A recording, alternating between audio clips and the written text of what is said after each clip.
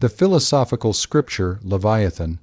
is brought to you by not a prophet.org,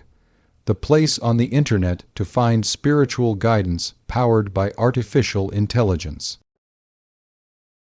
The first and most general distribution of punishments is into divine and human. Of the former, I shall have occasion to speak in a more convenient place hereafter. Human are those punishments that be inflicted by the commandment of man, and are either corporal, or pecuniary, or ignominy, or imprisonment, or exile, or mixed of these. Corporal punishment is that which is inflicted on the body directly, and according to the intention of him that inflicteth it, such as are stripes, or wounds, or deprivation of such pleasures of body as were before lawfully enjoyed, and of these some be capital, some less than capital. Capital is the infliction of death, and that either simply or with torment. Less than capital are stripes, wounds, chains, and any other corporal pain, not in its own nature mortal. For if upon the infliction of a punishment death follow, not in the intention of the inflictor, the punishment is not to be esteemed capital, though the harm prove mortal by an accident not to be foreseen, in which case death is not inflicted, but hastened. Pecuniary punishment is that which consisteth not only in the deprivation of a sum of money, but also of lands, or any other goods which are usually bought and sold for money. And in case the law that ordineth such a punishment be made with design to gather money from such as shall transgress the same, it is not properly a punishment, but the price of privilege and exemption from the law, which doth not absolutely forbid the fact, but only to those that are not able to pay the money, except where the law is natural or part of religion, for in that case it is not an exemption from the law, but a transgression of it. As where a law exacteth a pecuniary mulct of them that take the name of God in vain, the payment of the mulct is not the price of a dispensation to swear, but the punishment of the transgression of a law indispensable. In like manner, if the law impose a sum of money to be paid to him that has been injured, this is but a satisfaction for the hurt done him, and extinguisheth the accusation of the party injured, not the crime of the offender. Ignominy is the infliction of such evil as is made dishonorable, or the deprivation of such good as is made honorable by the Commonwealth. For there be some things honorable by nature, as the effects of courage, magnanimity, strength, wisdom, and other abilities of body and mind, others made honorable by the Commonwealth, as badges, titles, offices, or any other singular mark of the sovereign's favor. The former, though they may fail by nature or accident, cannot be taken away by a law, and therefore the loss of them is not punishment. But the latter may be taken away by the public authority that made them honorable, and are properly punishments. Such are degrading men condemned of their badges, titles, and offices, or declaring them incapable of the like in time to come. Imprisonment is when a man is by public authority deprived of liberty, and may happen from two diverse ends, whereof one is the safe custody of a man accused, the other is the inflicting of pain on a man condemned. The former is not punishment, because no man is supposed to be punished before he be judicially heard and declared guilty, and therefore whatsoever hurt a man is made to suffer by bonds or restraint before his cause be heard, over and above that which is necessary to assure his custody, is against the law of nature. But the latter is punishment because evil, and inflicted by public authority for somewhat that has by the same authority been judged a transgression of the law. Under this word imprisonment, I comprehend all restraint of motion caused by an external obstacle, be it a house, which is called by the general name of a prison, or an island, as when men are said to be confined to it, or a place where men are set to work, as in old time men have been condemned to quarries, and in these times to galleys, or be it a chain or any other such impediment. Exile banishment is when a man is for a crime condemned to depart out of the dominion of the Commonwealth, or out of a certain part thereof, and during a prefixed time, or forever, not to return into it, and seemeth not in its own nature, without other circumstances, to be a punishment, but rather an escape, or a public commandment to avoid punishment by flight. And Cicero says there was never any such punishment ordained in the city of Rome, but calls it a refuge of men in danger. For if a man banished be nevertheless permitted to enjoy his goods, and the revenue of his lands, the mere change of air is no punishment, nor does it tend to that benefit of the Commonwealth, which all punishments are ordained, that is to say, to the forming of men's wills to the observation of the law, but many times to the damage of the Commonwealth. For a banished man is a lawful enemy of the Commonwealth that banished him, as being no more a member of the same. But if he be withal deprived of his lands or goods, then the punishment lieth not in the exile, but is to be reckoned amongst punishments pecuniary. All punishments of innocent subjects, be they great or little, are against the law of nature, for punishment is only for transgression of the law, and therefore there can be no punishment of innocent. It is therefore a violation, first, of that law of nature which forbiddeth all men in their revenges to look at anything but some future good, for there can arrive no good to the Commonwealth by punishing the innocent. Secondly, of that which forbiddeth ingratitude, for seeing all sovereign power is originally given by the consent of every one of the subjects, to the end they should, as long as they are obedient, be protected thereby, the punishment of the innocent is a rendering of evil for good. And thirdly, of the law that commandeth equity, that is to say, an equal distribution of justice, which in punishing the innocent is not observed, but the infliction of what evil soever on an innocent man that is not a subject, if it be for the benefit of the Commonwealth, and without violation of any former covenant, is no breach of the law of nature, for all men that are not subjects are either enemies, or else they have ceased from being so by some precedent covenants. But against enemies, whom the Commonwealth judge it capable to do them hurt, it is lawful by the original right of nature to make war, wherein the sword judge it not, nor doth the victor make distinction of nocent and innocent as to the time past, nor has other respect of mercy than as it conduceth to the good of his own people. And upon this ground it is that also in subjects who deliberately deny the authority of the Commonwealth established, the vengeance is lawfully extended, not only to the fathers, but also to the third and fourth generation not yet in being, and consequently innocent of the fact for which they are afflicted, because the nature of this offense consisteth in the renouncing of subjection, which is a relapse into the condition of war commonly called rebellion, and they that so offend suffer not as subjects, but as enemies. For rebellion is but war renewed. Reward is either of gift or by contract. When by contract, it is called salary and wages, which is benefit due for service performed or promised. When of gift, it is benefit proceeding from the grace of them that bestow it, to encourage or enable men to do them service. And therefore, when the sovereign of a commonwealth appointeth a salary to any public office, he that receiveth it is bound in justice to perform his office. Otherwise, he is bound only in honor to acknowledgment and an endeavor of requital. For though men have no lawful remedy when they be commanded to quit their private business to serve the public, without reward or salary, yet they are not bound thereto by the law of nature, nor by the institution of the Commonwealth, unless the service cannot otherwise be done, because it is supposed the sovereign may make use of all their means, insomuch as the most common soldier may demand the wages of his warfare as a debt. The benefits which a sovereign bestoweth on a subject, for fear of some power and ability he hath to do hurt to the Commonwealth,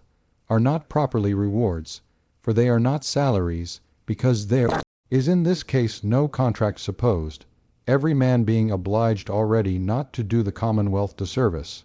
nor are they graces, because they be extorted by fear, which ought not to be incident to the sovereign power, but are rather sacrifices, which the sovereign, considered in his natural person, and not in the person of the Commonwealth, makes for the appeasing the discontent of him he thinks more potent than himself, and encourage not to obedience, but, on the contrary, to the continuance and increasing of further extortion. And whereas some salaries are certain, and proceed from the public treasury, and others uncertain and casual, proceeding from the execution of the office for which the salary is ordained, the latter is in some cases hurtful to the Commonwealth, as in the case of judicature. For where the benefit of the judges and ministers of a court of justice ariseth for the multitude of causes that are brought to their cognizance, there must needs follow two inconveniences. One is the nourishing of suits, for the more suits, the greater benefit, and another that depends on that, which is contention which is about jurisdiction, each court drawing to itself as many causes as it can, but in offices of execution there are not those inconveniences, because their employment cannot be increased by any endeavor of their own. And thus much shall suffice for the nature of punishment and reward, which are, as it were, the nerves and tendons that move the limbs and joints of a commonwealth. Hitherto I have set forth the nature of man, whose pride and other passions have compelled him to submit himself to government, together with the great power of his governor, whom I compared to Leviathan, taking that comparison out of the two last verses of the one, and 40th of Job, where God, having set forth the great power of Leviathan, calleth him king of the proud. There is nothing, saith he, on earth to be compared with him. He is made so as not to be afraid. He seeth every high thing below him, and is king of all the children of pride. But because he is mortal, and subject to decay, as all other earthly creatures are, and because there is that in heaven, though not on earth, that he should stand in fear of, and whose laws he ought to obey, I shall in the next following chapters speak of his diseases and the causes of his mortality, and of what laws of nature he is bound to obey. Chapter Roman 29, of those things that weaken or tend to the dissolution of a commonwealth, though nothing can be immortal which mortals make. Yet, if men had the use of reason they pretend to, their commonwealths might be secured, at least, from perishing by internal diseases. For by the nature of their institution, they are designed to live as long as mankind, or as the laws of nature, or as justice itself, which gives them life. Therefore, when they come to be dissolved, not by external violence, but intest, in disorder, the fault is not in men as they are the matter, but as they are the makers and orderers of them. For men, as they become at last weary of irregular jostling and hewing one another, and desire with all their hearts to conform themselves into one firm and lasting edifice, so for want both of art of making fit laws to square their actions by, and also of humility and patience to suffer the rude and cumbersome points of their present greatness to be taken off, they cannot without the help of a very able architect be compiled into any other than a crazy building, such as, hardly lasting out their own time, must assuredly fall upon the heads of their posterity. Amongst the infirmities therefore of a commonwealth, I will reckon in the first place those that arise from an imperfect institution, and resemble the diseases of a natural body, which proceed from a defectuous procreation, of which this is one, that a man to obtain a kingdom is sometimes content with less power than to the peace and defense of the commonwealth is necessarily required. From whence it cometh to pass that when the exercise of the power laid by is for the public safety to be resumed, it hath the resemblance of an unjust act, which disposeth great numbers of men, when Occasion is presented to rebel, in the same manner as the bodies of children gotten by diseased parents are subject either to untimely death, or to purge the ill quality derived from their vicious conception by breaking out into biles and scabs. And when kings deny themselves some such necessary power, it is not always, though sometimes, out of ignorance of what is necessary to the office they undertake, but many times out of a hope to recover the same again at their pleasure, wherein they reason not well, because such as will hold them to their promises shall be maintained against them by foreign commonwealths, who in order to the good of their own subjects let slip few occasions to weaken the estate of their neighbours. So was Thomas Becket, Archbishop of Canterbury, supported against Henry II by the Pope, the subjection of ecclesiastics to the Commonwealth having been dispensed with by William the Conqueror at his reception, when he took an oath not to infringe the liberty of the Church. And so were the barons, whose power was by William Rufus, to have their help in transferring the succession from his elder brother to himself, increased to a degree inconsistent with the sovereign power maintained in their rebellion against King John by the French. Nor does this happen in monarchy only. For whereas the style of the ancient Roman Commonwealth was, the Senate and people of Rome, neither Senate nor people pretended to the whole power, which first caused the seditions of Tiberius Gracchus, Caius Gracchus, Lucius Saturninus, and others, and afterwards the wars between the Senate and the people under Marius and Sylla, and again under Pompey and Caesar to the extinction of the democracy and the setting up of monarchy. The people of Athens bound themselves but from one only action, which was that no man on pain of death should propound the renewing of the war for the island of Salamis, and yet thereby, if Solon had not cause to be given out he was mad, and afterwards in gesture and habit of a madman, and in verse, propounded it to the people that flocked about him, they had had an enemy perpetually in readiness even at the gates of their city. Such damage, or shifts, are all commonwealths forced to, that have their power never so little limited.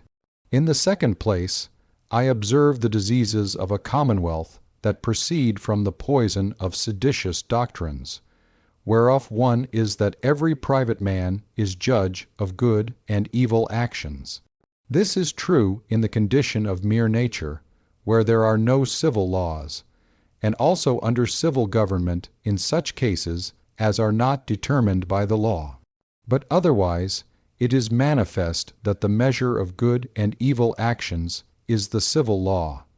and the judge the legislator, who is always representative of the commonwealth. From this false doctrine men are disposed to debate with themselves and dispute the commands of the commonwealth, and afterwards to obey or disobey them as in their private judgments they shall think fit, whereby the commonwealth is distracted and weakened. Another doctrine repugnant to civil society is that whatsoever a man does against his conscience is sin, and it dependeth on the presumption of making himself judge of good and evil. For a man's conscience and his judgment is the same thing, and as the judgment, so also the conscience may be erroneous. Therefore, though he that is subject to no civil law sinneth in all he does against his conscience, because he has no other rule to follow but his own reason,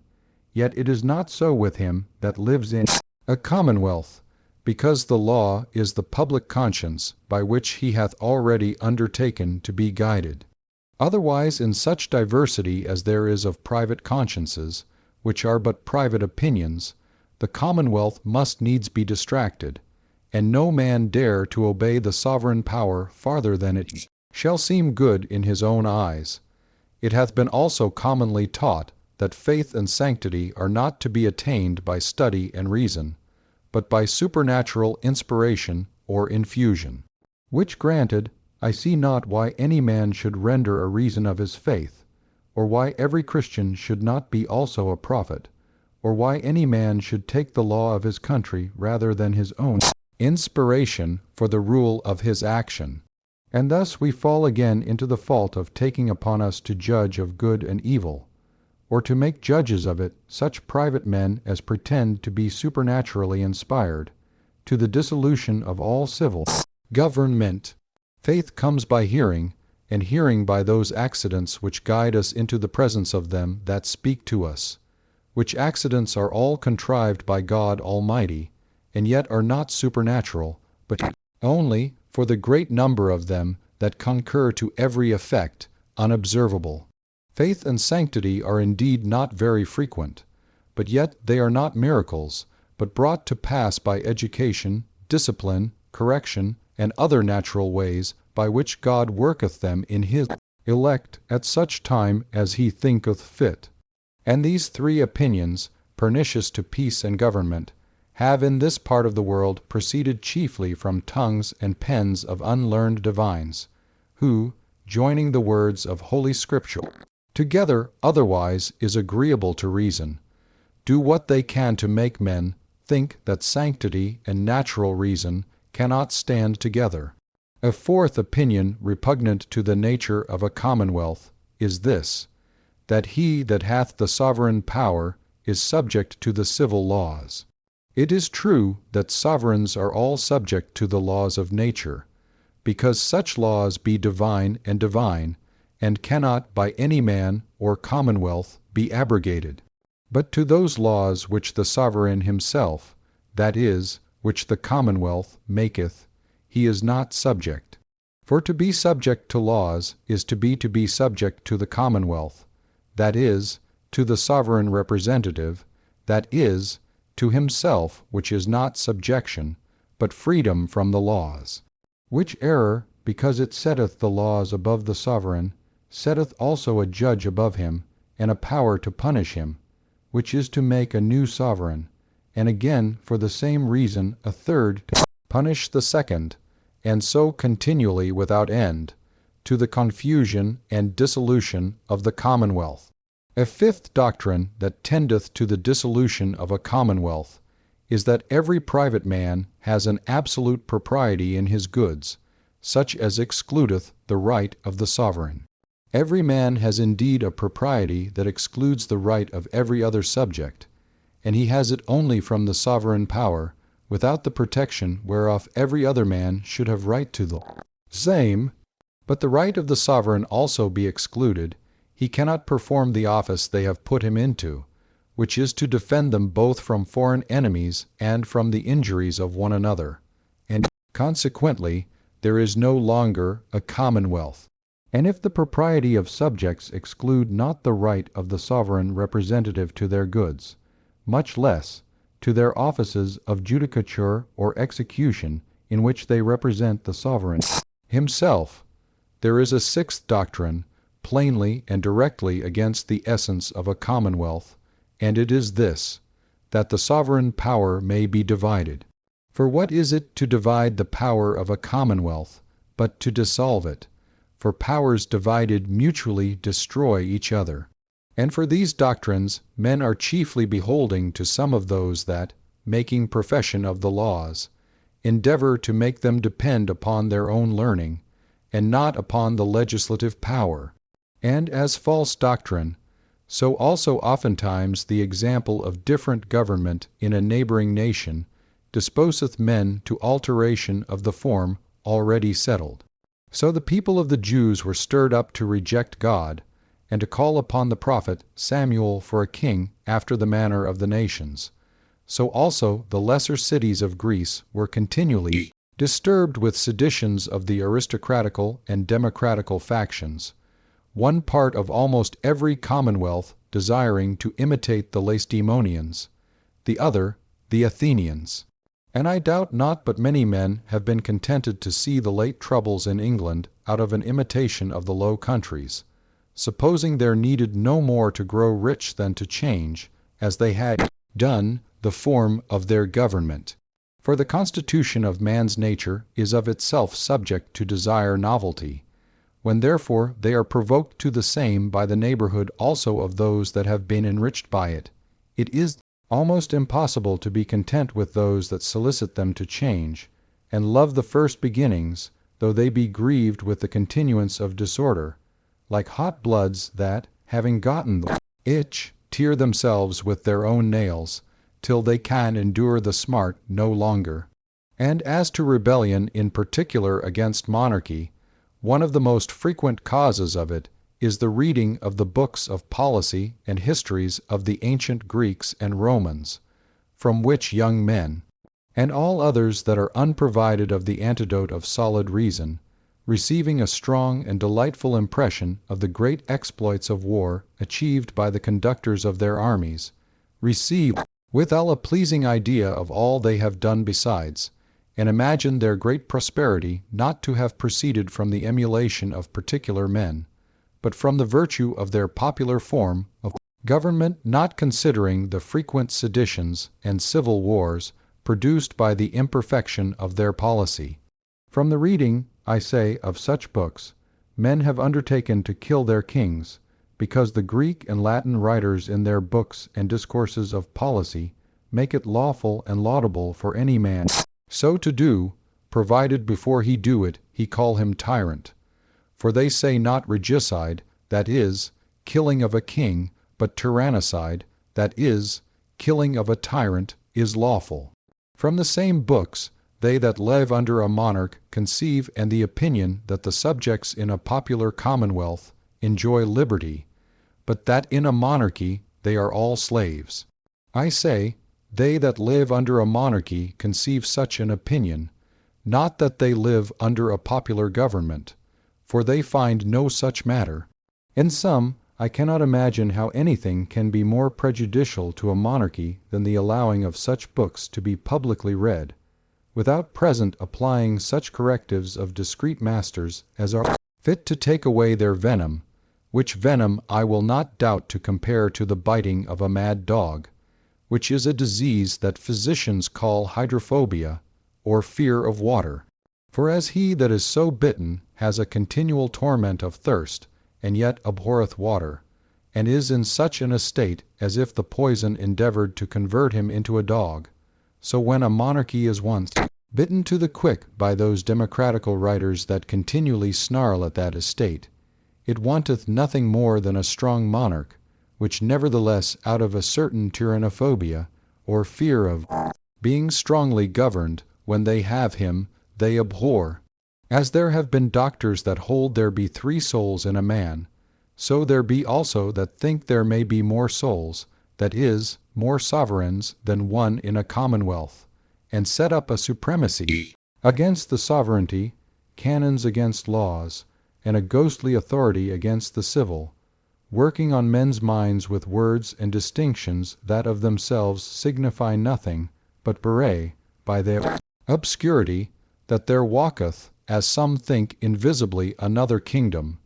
as it were a kingdom of fairies, in the dark. Now seeing it is manifest that the civil power and the power of the commonwealth is the same thing, and that supremacy and the power of making canons and granting faculties implyeth a commonwealth, it followeth that where one is sovereign, another supreme, where one can make laws, and another make canons, there must needs be 2 commonwealths of one and the same subjects, which is a kingdom divided in itself, and cannot stand. For notwithstanding the insignificant distinction of temporal and ghostly, they are still 2 kingdoms, and every subject is subject to 2 masters. For seeing the ghostly power challengeth the right to declare what is sin, it challengeth by consequence to declare what is law, sin being nothing but the transgression of the law, and again, the civil power challenging to declare what is law,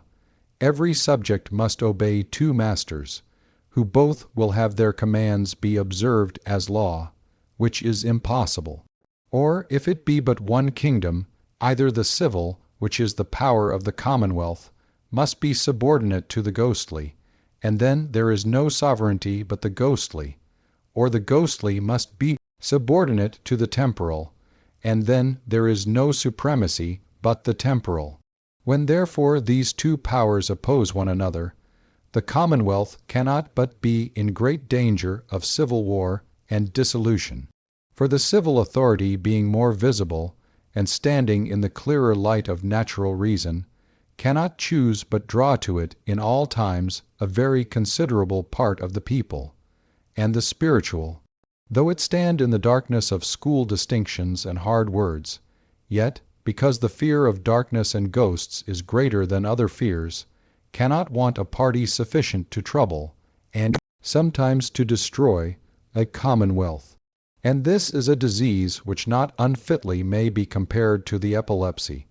or falling sickness, which the Jews took to be one kind of possession by spirits, in the body natural. For as in this disease there is an unnatural spirit or wind in the head, that obstructeth the roots of the nerves, and, moving them violently, taketh the motion which naturally they should have from the power of the soul in the brain, thereby causeth violent and irregular motions, which men call convulsions in the parts, insomuch as he that is seized therewith falleth down sometimes into the water, and sometimes into the fire, as a man deprived of his senses. So also in the body politic, when the spiritual power moveth the members of a commonwealth by the terror of punishments and hopes of rewards, which are the nerves of it, otherwise than by the civil power, which is the soul of the commonwealth, they ought to be moved, and by strange and hard words suffocates their understanding. It must needs thereby distract the people, and either overwhelm the commonwealth with oppression, or cast it into the fire of a civil war. Sometimes also in the merely civil government there be more than one soul, as when the power of levying money, which is the nutritive faculty, has depended on a general assembly, the power of conduct and command, which is the motive faculty, on one man, and the power of making laws, which is the rational faculty, on the accidental consent, not only of those two, but also of a third. This endangereth the commonwealth, sometimes for want of consent to good laws, but most often for want of such nourishment as is necessary to life and motion. For although few perceive that such government is not government, but division of the commonwealth into three factions, and call it mixed monarchy, yet the truth is that it is not one independent commonwealth, but three independent factions, nor one representative person, but three. In the kingdom of God there may be three persons independent, without breach of unity in God that reigneth. But where men reign, that be subject to diversity of opinions, it cannot be so. And therefore if the king bear the person of the people, and the general assembly bear also the person of the people, and another assembly bear the person of a part of the people, they are not one person, nor one sovereign, but three persons and three sovereigns.